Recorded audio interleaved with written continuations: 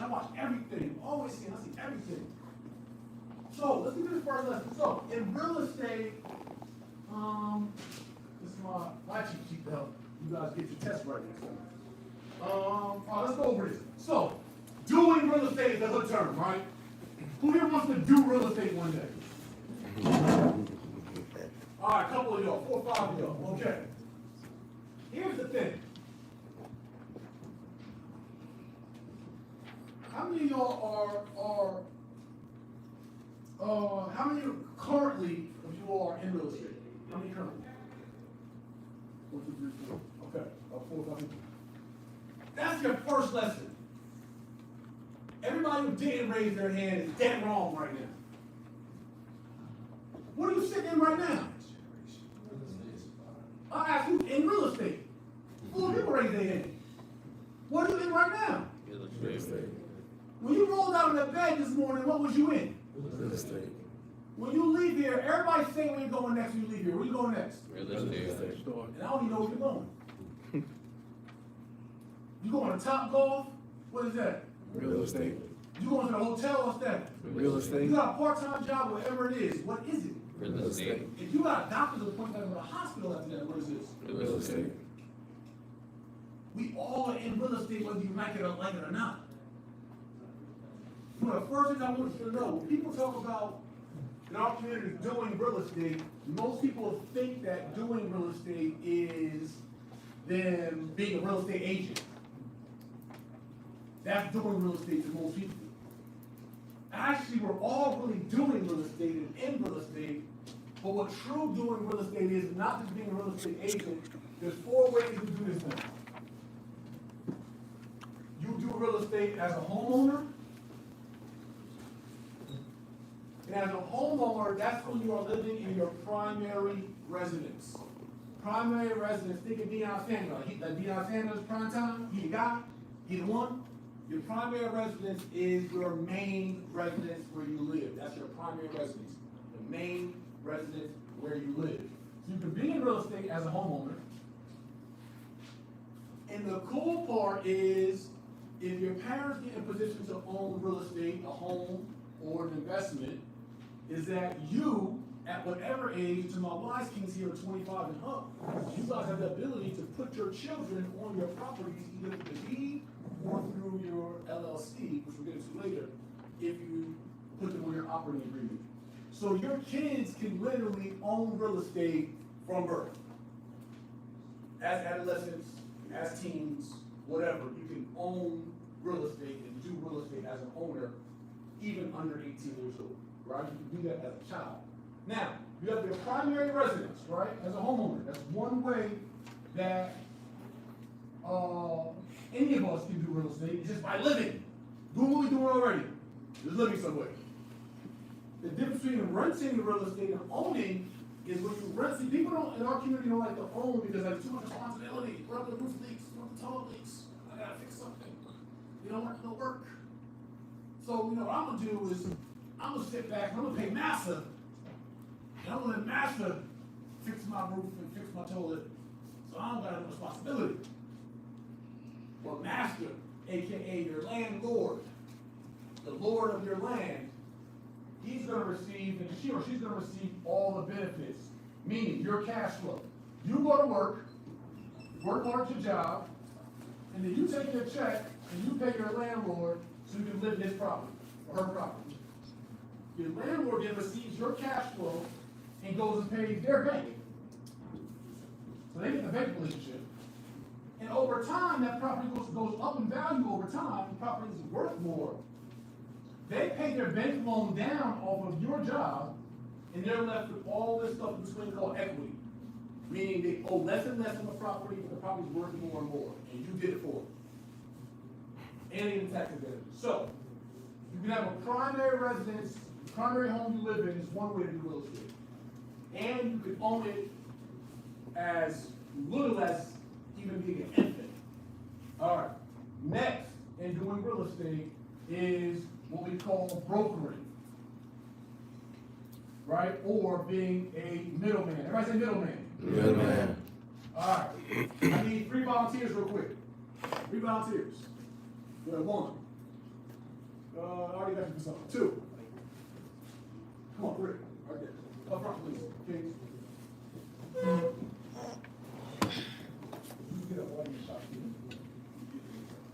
Alright. So I'm gonna explain to you guys broker and real estate real quick with 3 volunteers. Just need 3, you good. Okay. I'll get you the next one. Alright, so brokering real estate is being a middleman or middlewoman, middle person in real estate. It means you don't own real estate, but you're able to get in between. Now, you can do this as a licensed real estate agent, would make a deal with this seller, and say, hey, listen, I can represent you to sell your house to the market. Alright? Now, this real estate agent can be a seller's agent, or it also can be a buyer's agent. If you're looking to buy properties, listen, I can represent you to buy a house in the market. So you can be a seller's agent or a buyer's agent, and you get paid a commission off the sale of the property just for being in between the deal. Now, this real estate agent can also be what's called a dual agent. And that's when you represent the seller and the buyer. Put your hand in both. You get both the checks. So I can sell your house, but I also can find you a house. And hey, if I find you a house that happens to be his house, I get both the commissions. Or I might find you a different house, but still sell your house. And now you stand up. As I'm going to sell your house, he might be driving by looking for it to see my sign, and he's looking for an agent, and now I become his agent too. And so now I'm a dual agent between you guys in this transaction, while I'm still looking for him for his own house. I can commission off everybody, and I don't have to own anything, which have my license. All right, you got to see that. So that's being a real estate agent. That's one way to be a broker, and you need a license and you need a diploma, right, or a GED equivalent. But now, to make money out of a broker, which is called a wholesaler in real estate or an investor, you don't need a license. You don't need a GED. You don't need a diploma. You don't need any certificates. This is just being an entrepreneur. And it works the same way, except instead of a license, you have a different piece of paper called a contract. So as a broker in real estate or investor, you do not need a diploma. You don't have to be particularly even 18 years old, and you can do this with any education equivalent, any background. So it works this way. Same seller is selling a house. Same buyer is looking for a house. But as an investor or wholesaler, you are going to make an agreement with this seller to get their house by giving him a purchase contract. Take that purchase contract. That purchase contract, when he signs it, go back to him, that gives him the exclusive rights to purchase his property. Even if he ain't got the money yet. Wow. Interesting. So now he got the rights to sell his property. So now he knows he got the rights. He can go to anybody out here looking for property, even somebody he knows looking for property, and say, look, I got a house that I got in contract for $100 grand, but it's worth $150 grand. Give me $5 grand and you can have my contract. You give me 5, it's still worth 150, you still owe 45,000. All on the 5. So then you give him your contract, you can assign it to him. He'll take over your purchase rights, and now you're out the equation with your 5,000. So let's see how to see. You just made 5 racks. You're good. Clap for me, 5 racks real quick. And now he takes the position of the buyer, and he deals directly with the seller, and he closes that deal. And he was able to do it despite his background, despite his record, despite his education, despite his age. He just made 5,000 being a middleman in a transaction. Right? That's brokerage in real estate. Thank you, guys. Appreciate you. All right. It's called wholesaling real estate is the strategy. It's wholesaling, right? Wholesaling is being a middle person in a transaction. Now, 2 more I want to give you real quick. In doing real estate as an investor, you can do real estate and you can be the landlord. You find the property, it could be a single family, it could be a duplex, quadplex, it could be a 10-unit. But you end up owning it, and you can live in one unit and rent the other units out and live for free and rent all the other units out when you live in one. Or you can simply rent all the units out and be the landlord. We call this landlording. Everybody say landlord. Landlord. Say Lord.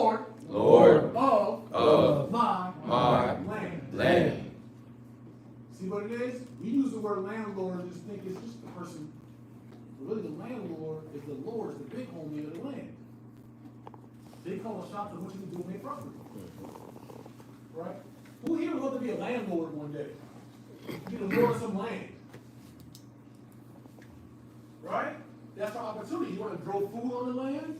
You want to build something on the land? You want to knock it down, tear it down? All that's on you. And you set your family up. And then next to that is the good old flipping real estate. Flipping and developing. Flipping is you buy a house for less or for low, and you simply sell it for the high. That's it. You're in and you're out. You find properties that are below market value, you buy them for low, and then you sell them for more. That's flipping real estate. These strategies, wholesaling, flipping, landlording, are all things you can do coming out of high school, coming doing with a GED. You're doing this by your background, right? These strategies. And if you're working with a guardian, a parent, and want to get into businesses next in LLCs, if they put you on their LLC, you could even do it as a teenager. You could have ownership in these assets as a teenager. And still invest, right? As you come up. So, that is real estate 101 for us. Next, we're going to get into part 2 of RDCs. We got a spray? Alright. Wonder why you see that spray or at part of this conference room in that movie. What conference room? Yes? We're going to spray. Alright, I'm going to use the other part of the board while we do this. So, let's get into business real quick. So, in LLC, there's all kinds of companies, there's S Corp, C Corps, and sole proprietorships, all kinds of companies. I want to focus on one today that you'll find the most useful, in my opinion, in your life. Right? It's called the LLC. I have it right here. An LLC is a limited liability company, not corporation. An LLC is not a corporation, but it is a company. A corporation is a certain type of business structure, but it's not the one that we want today. An LLC is a limited liability company. Here's the cool part about an LLC. An LLC, what a business is like this. Let me get my man with the yellow shirt. Yellow shirt. Yep, you know that's all I see. Let me tell you about what in practical terms, what a company really is. Here's the cool part about a company. So, give me some business ideas. What kind of business can we start? Landscape, what else? What's that? Restaurant, okay. Vending machines, okay, we got one on there too. Jewelry. Jewelry, okay. We're gonna sell some jewelry. We're gonna sell some jewelry. We're gonna sell some rollies, some diamonds, right? So I want to sell jewelry, I want to sell diamonds, but if I do it as a person, once I write this down, take the notes, I'd be doing it as what's called a sole proprietor, right? That's when a person just get on their hustle. Sole meaning one. You want to keep that? Oh, sole meaning one, right?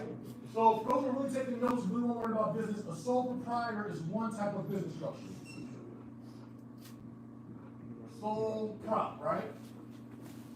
That just means me, I'm on my hustle, I use my social security number, and that represents me doing business in the world. The issue is, if I sell y'all some jewelry, and then somebody don't like what they got, or we have some kind of issue, they can sue me personally, and now we in a personal dispute. I'm trying to do business, right?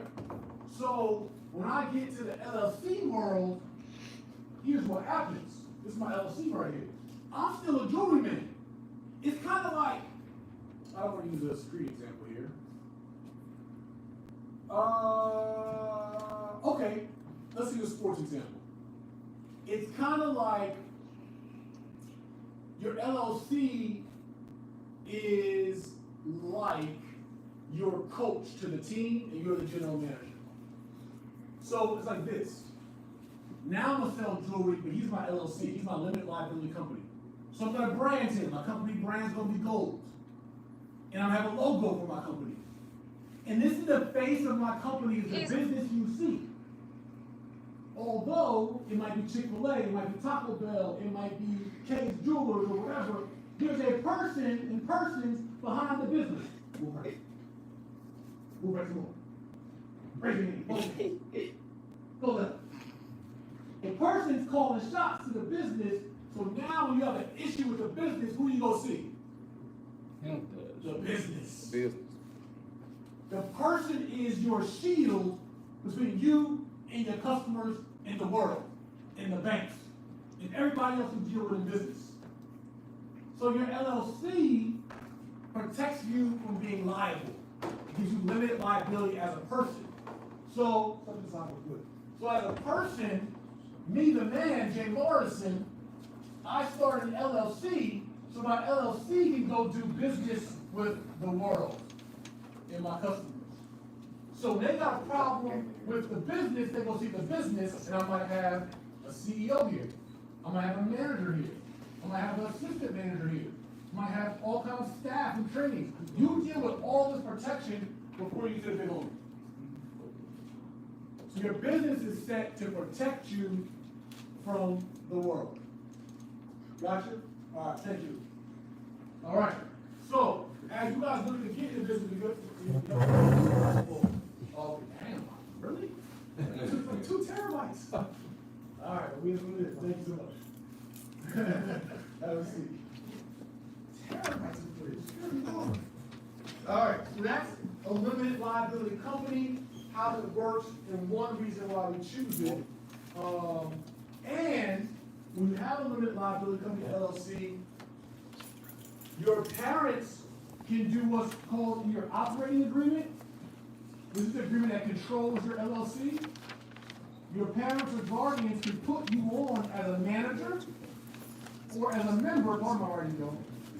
You as a youth under 18 years old can be on an LLC as a member or as a manager. Meaning that even at 12, at 13, at 15, you still can be an owner of a company. You still can call shots in your company. You just need a parent or guardian who's 18 years or older to be able to sign certain documents for you and give certain authorizations. You can't do that until you're 18. But you still can be the brains behind the company. You still can be the brains behind the brand. You still can call shots. You still give the vision for it. And you still can earn income. Even under 18 years old. You can do so, right? So, that's our LLC side of things. There's so much more I can teach you about one of you guys 101, the first part of it. Now, in doing business in real estate, one of the strongest things that I've learned in my whole 43 years and 22 now years or so of business is credit. Everybody say credit. Credit. Anybody tell me what credit is? What's credit? This is where you buy stuff, but you're not buying it with your own money. You're buying it with the bank money and you pay it back. Okay, you buy stuff, not buy with your own money, about the bank's money. Okay, I like that. Go ahead now.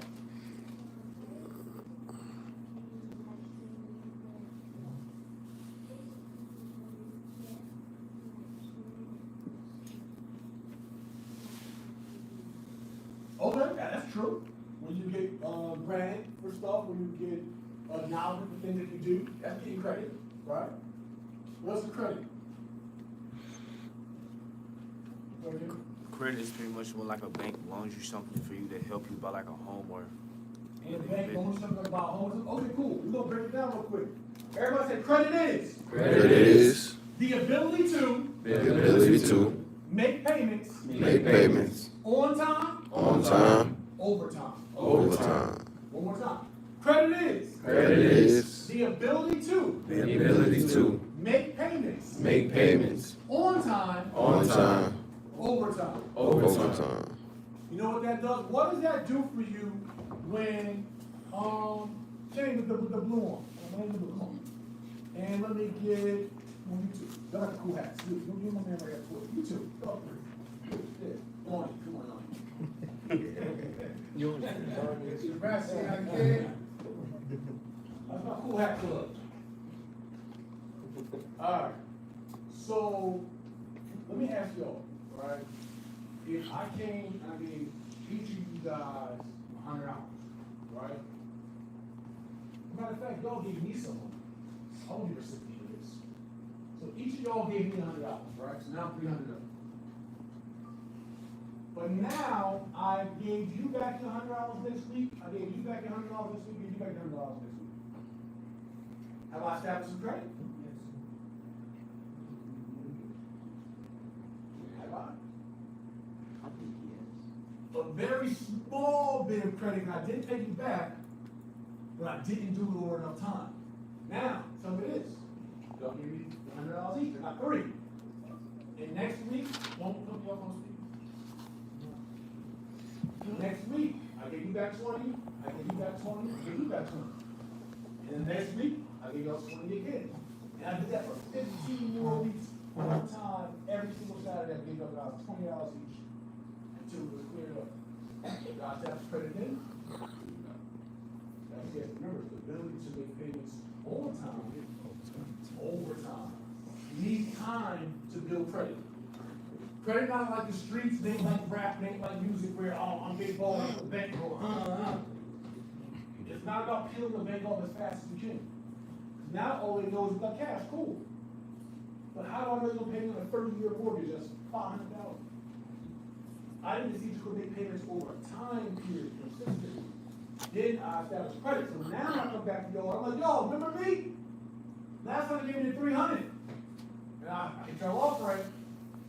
This time I need 9. I need 3 from you, 2 from you, and 3 from you. How you feel about giving it to me based on my history? I'm good, right? Good. Credit, remember the root word of credibility. What you're building is credibility with banks. They just want to see you pay a lot on time, and then they'll give you more and more of it. So now I pay you the 9 back, and then next time, yo, I need 3,000. I need to keep from everybody. And if you're a banker and the money is going to need money. That's their job. That's what all banks do. They money. That's how they make money.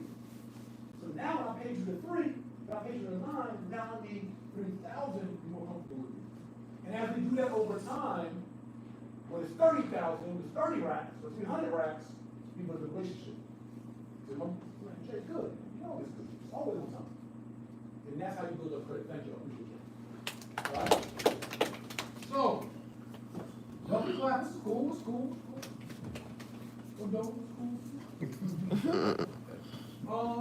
So here's one of my credit rules real quick though. That I want to give you guys. I can tell you yeah, I'll use it myself. So here's my credit rule though. When you're establishing credit, this is what I love about credit. So remember, you can get literally millions of dollars.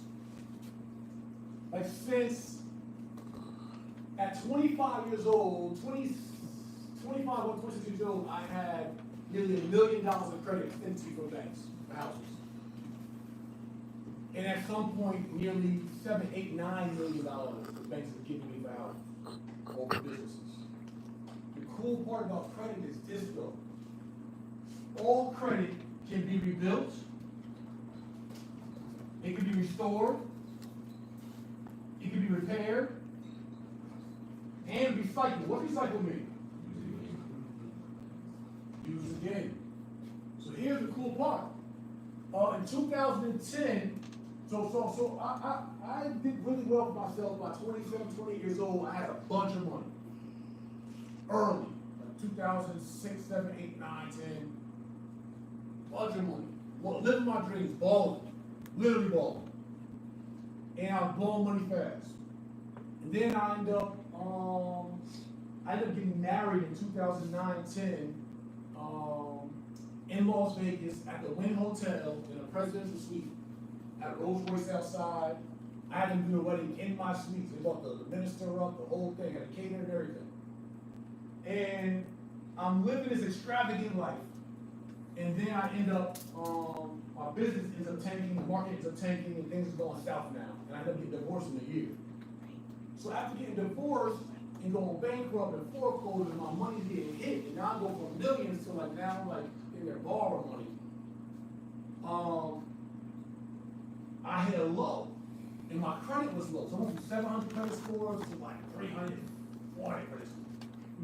But after that, because of the knowledge I had, I was able to rebuild my credit up, restore it, repair it, and then use it again to where I got millions of dollars again from the bank. Even after they installed, I went through hard times. So the cool part about credit is that you get access to millions and hundreds of thousands and tens of thousands from your business ideas, but you're risking the bank's money. And if your ideas don't work out legitimately, you can still repair and restore your credit, and you'll do it again.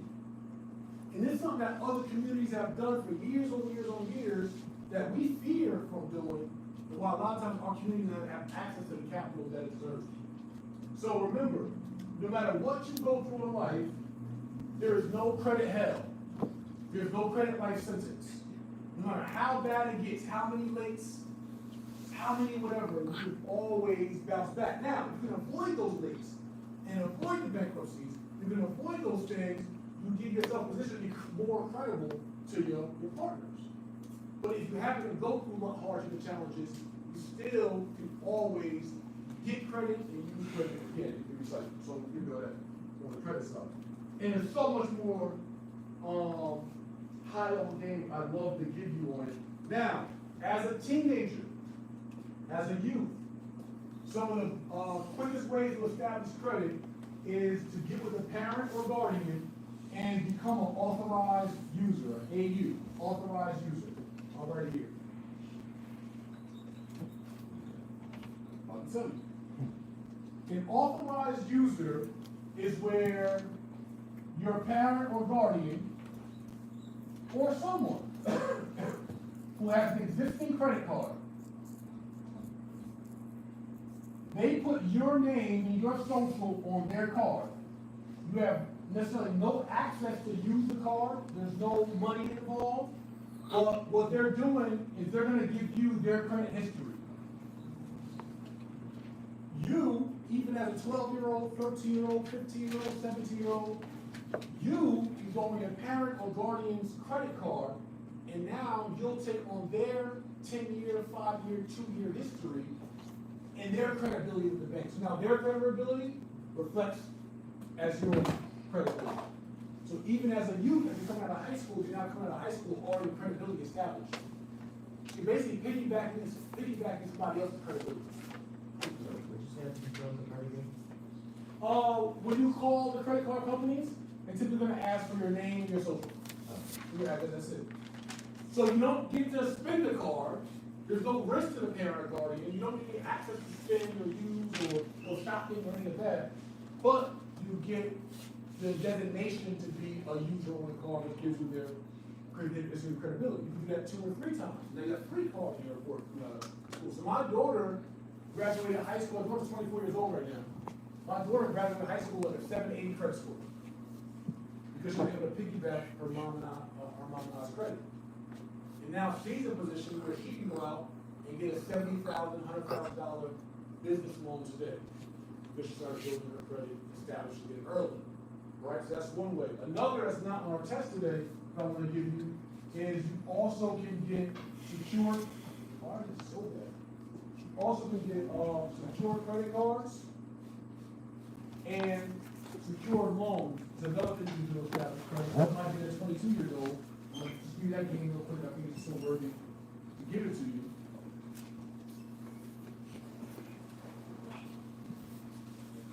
Any other questions real quick while I'm clean? I got one, Jeff. Yeah. When you said your credit when it went down to like 3, how quick and what was it? The loans, was it because of late payments or what was the reason? Shoot, late payments, I wasn't paying at all. No payments. No payments.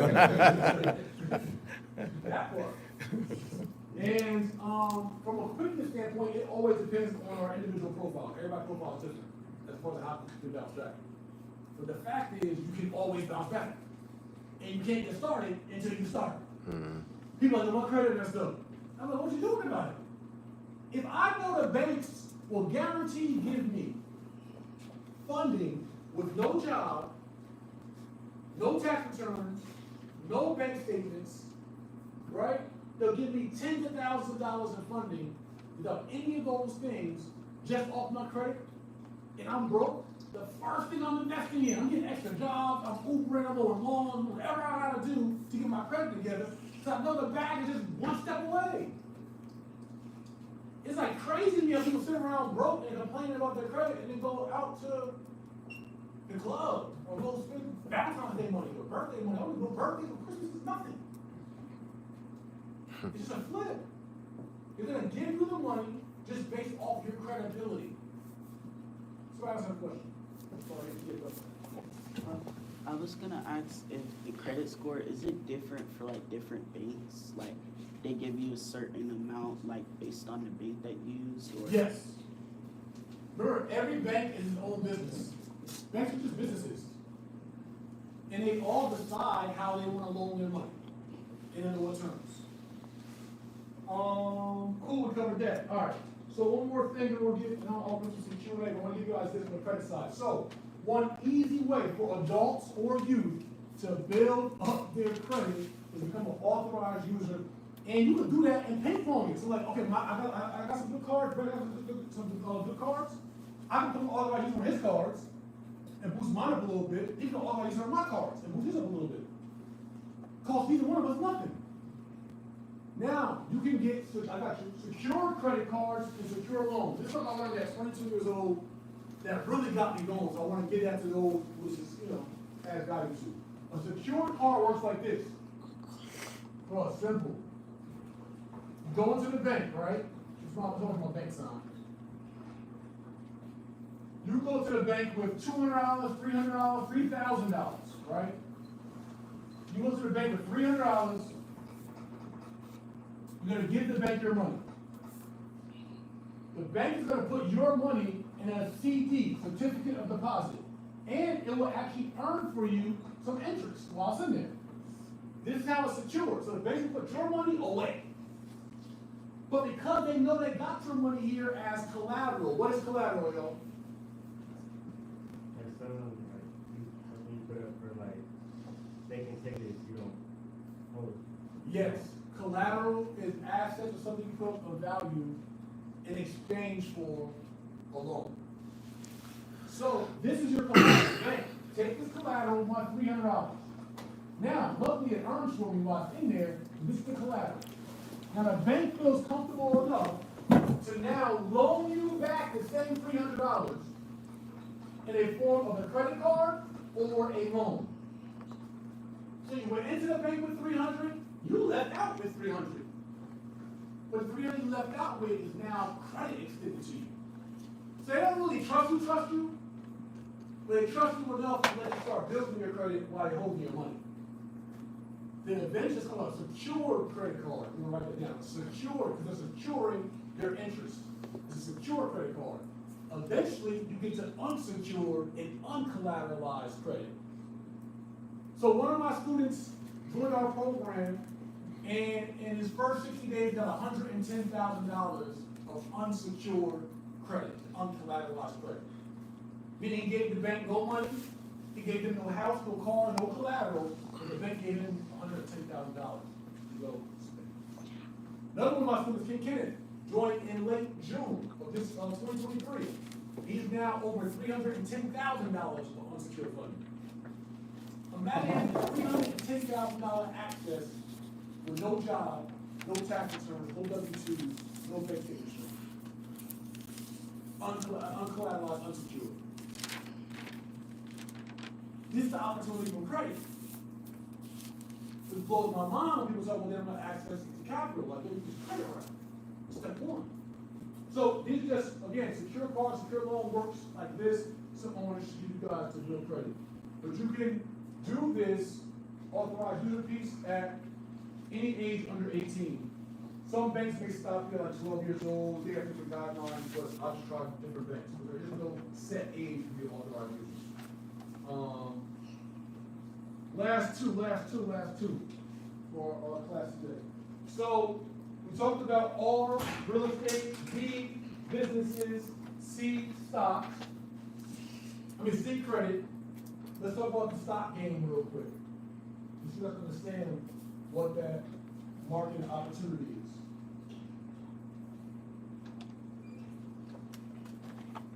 So most wealth in America and in the world is built through real estate or through stocks, which is called the financial markets. Most wealth. So let me explain what stocks are. When there's companies out there, right? Like name up one of your favorite companies. Apple. Sony. Amazon. Apple, Google, or Amazon. All right. So these billion-dollar, multi-billion-dollar companies, Nike, Microsoft, right? McDonald's, Lenovo. all that. These companies, not all companies choose to do this, but as companies get big enough, they want more market share. They want more of the world on their name. They want more customers, more ownership. They need more money to do it. So for businesses to expand faster, what they do is say, you know what?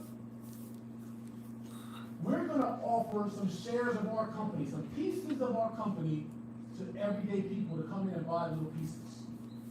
So it's like, if this is my company and I own 100% of it, I'm gonna say that I'm gonna offer little fractional shares of my 100% off to everyday people in the market, what's called the financial markets. I'm gonna allow everyday people to buy little bitty shares of my company. So I might say one share of my company is equal to $1,000. Well, then maybe I break that $1,000 share into micro shares. Now you can buy a little piece of that one share for even as little as $5. So what companies do, they break their company up into micro little shares and fractions. They can even offer more shares. You can have thousands of shares that are available to the public. And they allow people to invest their dollars into their company if they believe in the growth of their company. They say, look, you give us your money, we're going to keep growing Apple, growing Google, growing Amazon, and as we grow, we'll pay you back dividends or interest on the growth of our company. So stocks are literally shares or pieces of companies that you can buy. So where it helps us as investors is we can invest in companies we like.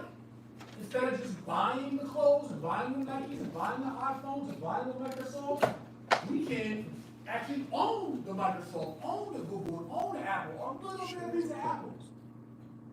So we're just not just buying the phones. So then, as Apple grows with new product or new launch, we get growth in our money that we invested in them.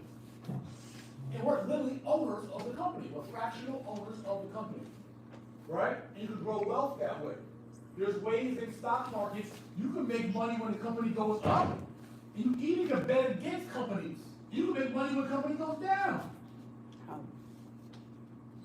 So the stock market can make money going up or down in the market. Here's the other part. I got you. Here's the other part. You also can do it as a teenager, as a preteen, as an adolescent. And you literally can buy stocks. There's something called even penny stocks. You can buy stocks for pennies. You don't need any amount saved up to buy stocks. You can buy penny stocks, dollar stocks, $5 stocks. You can buy shares of companies that own companies for little as pennies. Right? So these are opportunities for, I watched a movie on Netflix. Watch it watch. It's called Dumb Money. Dumb Money is about GameStop, the company GameStop, and the guy that bet on GameStop. And he started with like $50,000, and he ran it up to $37 million. From $50,000. Because the company grew, and more people started buying into it. He was a YouTuber. From $50,000 to $37 million. You get life-changing money in these things. So, good question. I was gonna ask, how do you make money from like a company going down? Like, do you invest in, like, how are you supposed to, like, when you submit like how you're gonna invest, however you do that, how do you do it? So if a company goes down, Yeah, it's called options, stock options. And so stock options, you can bet on that you predict this company's gonna go down, and then a stock share is gonna be, so say a stock share starts at $70. You can bet that, hey, I believe it's gonna actually be worth $50 in the next 3 weeks. And so you can bet that those shares go down to a certain price, and people will buy you out at that other price, and now you made profits on the downside. You can bet on it going up. Yes, sir. I was gonna ask, you said that you can take pieces of other companies. Can you also apply it to yours to grow yours as well? Say that again? Speak up. I said you said you could take pieces of other companies. Can you apply that to yours to make yours grow? Like your company to grow? No, you don't have control over it. You don't have control over the company. You're just buying interest, the little pieces of interest of potential growth. So you're what's called an LP, a limited partner. You don't have that management control, you don't have say so for your $5. You don't have what to do. But here's what you can do though. As you buy these pieces of the company, they are assets, and you can actually use it as collateral, and you get loans against money you got in the stock market. So you can buy parts of the companies and put your stock portfolio up, but then say you want somebody to go buy some real estate or start your own business. You can get a loan against those stocks to go start your own business. So you can do that. Anybody else? If I have a business, do I determine how much each stock in my business is worth? Yes, in a sense, when you start a company, these are publicly traded companies, which go through different kind of filings and layers. But essentially, when you start a company, you do have what's called like an LLC. You have what's called member units, which is equivalent to shares. And you can put a price tag on the value of those member units of shares. So for instance, I have a company called S.O.U.L Real Estate Fund. All those names on the wall when you guys walked in, those are all partners of my company. All those names you see on the wall there for you. Those are all partners in our company. So we have, how many shares? I think over 1,000 shares that we offered at $50 per share to the public.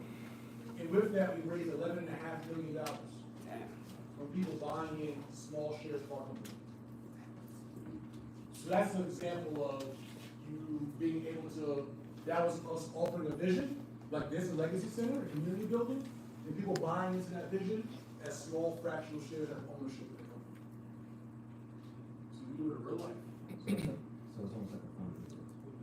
It is. You're literally raising funds for your company by selling shares of the company. That's what Amazon does. They're raising money for Amazon and Tesla and whatever the vision is for this company.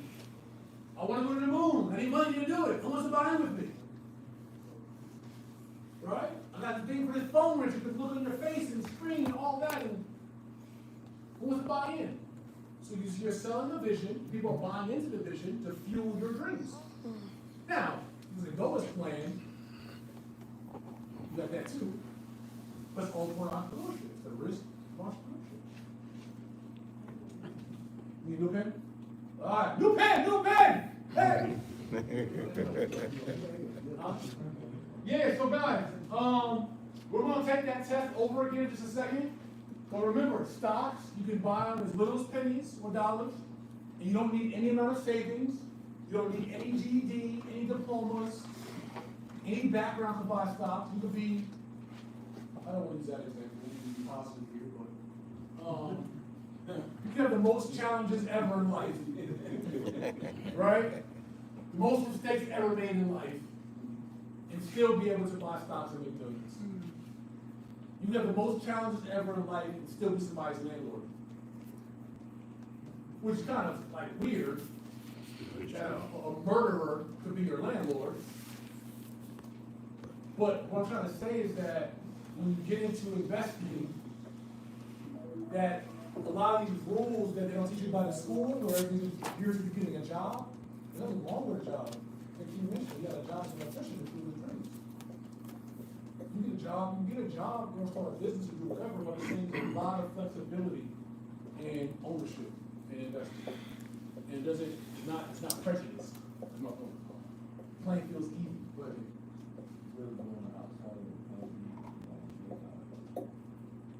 how does the outside of the company that what? What do you got inside? You can follow control, you know, outside, you like, my shares, inside, so. Gotcha.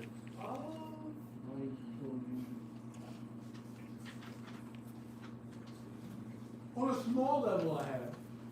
On a small level, I met some gentlemen that had a courier business, courier services, you know, small packages, that kind of thing, in like 2008. And I bought into the company, so I bought shares into the company, but with my investment, I was able to buy enough interest where I have management control.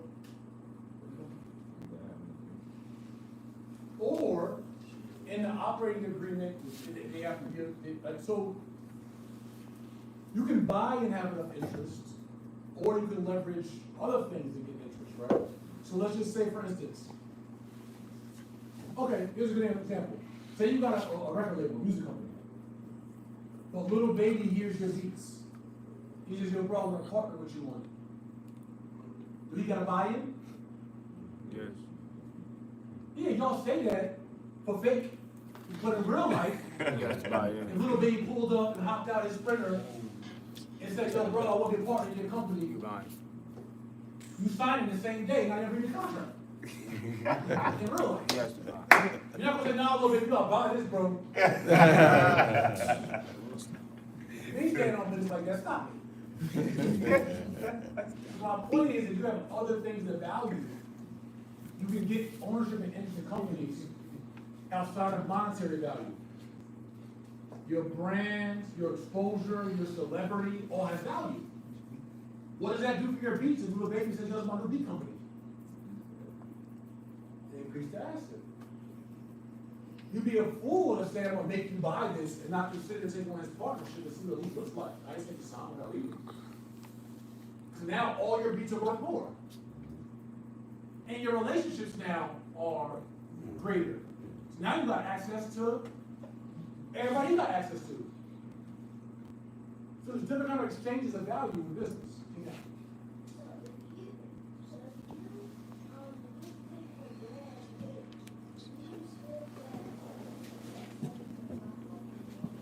You should, yeah. But in business, you get what you negotiate for. So little baby might say, you know what, bro, look, I'm a partner in your company, but for the first 3 years, I get all the profits. Take it or leave it. Good. And you might be like, you know what? Bet, bro, I'm gonna call it an internship. I'm gonna call it college. You make all money for 3 years, after that, I'm up. Or you may be like, nah, but you're a fool, I'm out of here, I got somebody else. In business, you get what you negotiate for. There is no one set rule. It's what two parties agree to. Can you go back there? I wanted to ask, as far as like how you were able to sell the stock option, stocks for your company. How do you? Sorry, what you said again? My bad.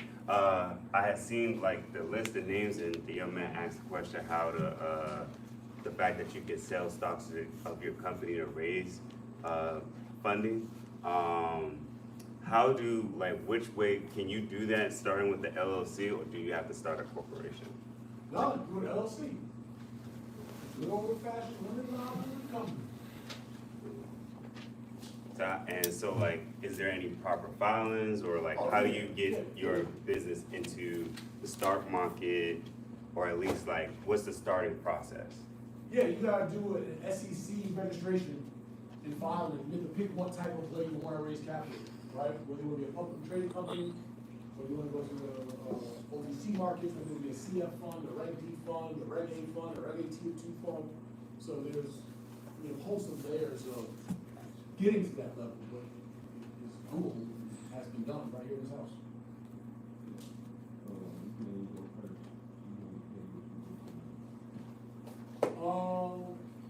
So I'm gonna tell you a quick story, then we're gonna take our test, right? We want to hear that. So this is good for a lot of different layers. I want y'all to listen to this. So when I first got into real estate in 2005-06, I had $30,000 in my name. I was leaving the streets. I was a drug dealer. I had $30,000 saved up. I had a blue face Rolex Submariner.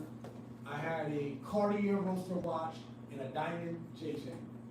That's what I had in my name, that's my assets, leaving the streets, York, New Jersey. I ended up blowing through all my money trying to learn real estate and figure it out for 9 months, and I literally was about to quit and go back to selling drugs again. I had $0, I was borrowing money from my mom, I had a 93 Mercury Grand Marquis in my car. My driver's side door handle was missing. I had to stick my finger in the hole to open my door. I didn't have a CD player. I used to listen to Young Jeezy Thug Motivation on a portable DVD player. Driving to work. And in a month when I was gonna quit and go back to the streets, I closed 7 real estate deals and made $15,000. The next month I made $30,000. And then 4 months later, remember that deal I told you about being a middleman and being a wholesaler and all that? I did one of those deals and made $93,000. I had $112,000 cash in my account, and I could not believe it, legally. Right? As I got up to that 200K mark and pricing my first 2 figures, I ended up getting, during that time, I sold the Mercury Grand Marquis. I got a 2003 Camry with 12 cloth seats. People were like, yo, bro, you in real estate, but like, you ain't making no money. Right? One of the first things I did after I made my first 6 figures is I put $3,000 down or so and partnered with my aunt, used my aunt's credit, and I got a 2006 Range Rover in 2006 with 9 miles of premium Lux black trim. When I pulled out of that thing, the whole business got different. Because now everybody that seen me grinding and saw I was smart, and they knew in the streets, they knew I got money, and knew who I was. I was like, bro, you driving. They got a car handle, bro. So why I went to business, they got a car door handle. Like, apparently he's doing that good. But when they seen the new thing, and then I went shopping, they got new clothes and new suits, and positioned myself differently, so my business expanded and exploded, because now everybody want to do business with the person that love to get money. It's your money. So that's what I did. I love it up. And then bought more real estate, bought more properties, expanded my business. All right, good, great.